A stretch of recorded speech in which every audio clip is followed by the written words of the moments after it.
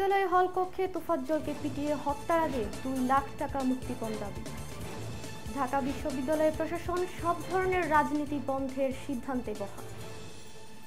New ইয়র্কে হচ্ছে না ডক্টর ইউনূস মোদির বৈঠক। সাপের কামড়, বাংলাদেশ সহ বিভিন্ন দেশ নিয়ে সতর্কতার WHO। পয়েন্ট খুঁয়েও শীর্ষ অবস্থানে আর্জেন্টিনা, অবনতি বাংলাদেশে। আসসালামু আলাইকুম, মাস্টার মিডিয়ার দুপুরের সংবাদে সবাইকে আমন্ত্রণ জানাচ্ছি। আমি তানজিলা তানজি। এতক্ষণ শুনছিলেন প্রধান সংবাদের শিরোনাম। এবারে যাচ্ছি পুরো খবরে।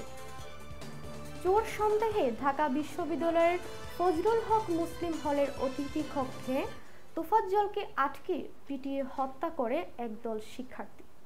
বুধবার রাতে কয়েক ঘন্টা ধরে দফায় দফায় মারধরে ওই ব্যক্তির মৃত্যু হয়। রাত 12টা কয়েকজন শিক্ষার্থী তোফাজ্জলকে হাসপাতালে নিয়ে গেলে চিকিৎসক তাকে মৃত ঘোষণা করে। হত্যার পূর্বে তোফাজ্জলকে আটকে রেখে 2 লাখ টাকা মুক্তিপণ দাবি করা হয় বলে অভিযোগ জানায় তোফাজ্জলের ভাবি। অন্যদিকে ঢাকা ও জাহাঙ্গীরনগর বিশ্ববিদ্যালয়ে একই দিনে দুজনকে পিটিয়ে হত্যার ঘটনা ঘটানোয় দেশজুড়ে তীব্র ক্ষোভের সৃষ্টি হয়েছে। ঢাকা বিশ্ববিদ্যালয়ে হত্যাকাণ্ডের ঘটনায় গতকাল বৃহস্পতিবার শাহবাগ থানায় মামলা করেছে বিশ্ববিদ্যালয় কর্তৃপক্ষ। এ ঘটনায় জড়িত অভিযোগে বিশ্ববিদ্যালয়টির 6 শিক্ষার্থীকে গ্রেপ্তার করেছে পুলিশ। এদিকে ঢাকা বিশ্ববিদ্যালয় ক্যাম্পাসে পরবর্তী নির্দেশ না দেওয়া পর্যন্ত শিক্ষার্থী, শিক্ষক, কর্মকর্তা, কর্মচারীদের সব ধরনের রাজনীতি বন্ধ রাখার সিদ্ধান্ত নিয়েছে বিশ্ববিদ্যালয় প্রশাসন। বৃহস্পতিবার রাতে ঢাবির প্রশাসনিক ভবনে উপাচার্য লাউঞ্জে অনুষ্ঠিত জরুরি সিন্ডিকেট সভায় এ সিদ্ধান্ত নেওয়া হয়। যুক্তরাষ্ট্রের নিউ ইয়র্কে জাতিসংঘের সাধারণ পরিষদের অধিবেশনের ফাঁকে বাংলাদেশের অন্তর্বর্তীকালীন সরকারের প্রধান উপদেষ্টা ডক্টর মোহাম্মদ ইউনূস ও ভারতের প্রধানমন্ত্রী নরেন্দ্র মোদির মাঝে বৈঠক হওয়ার সম্ভাবনা নেই।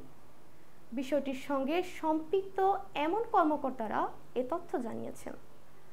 চলতি মাসে বাংলাদেশের পক্ষ থেকে জাতিসংঘ সাধারণ পরিষদের সাইডলাইনে ডক্টর মোহাম্মদ ইউনূস ও নরেন্দ্র মোদির মধ্যে বৈঠকের জন্য আনুষ্ঠানিক অনুরোধ করা হয়েছিল। তবে শেখ হাসিনা সরকারের পতনের পর থেকে দ্বিপাক্ষিক সম্পর্কে যে টানাপোড়েন দেখা দিয়েছে তা দূর করতে সাহায্য করবে এই আশায় ঢাকা এই বৈঠকের বিষয়ে আগ্রহী তারা। বন্যার কারণে বাংলাদেশ সহ বিভিন্ন দেশে বিষধর সাপের প্রকোপ বাড়ছে।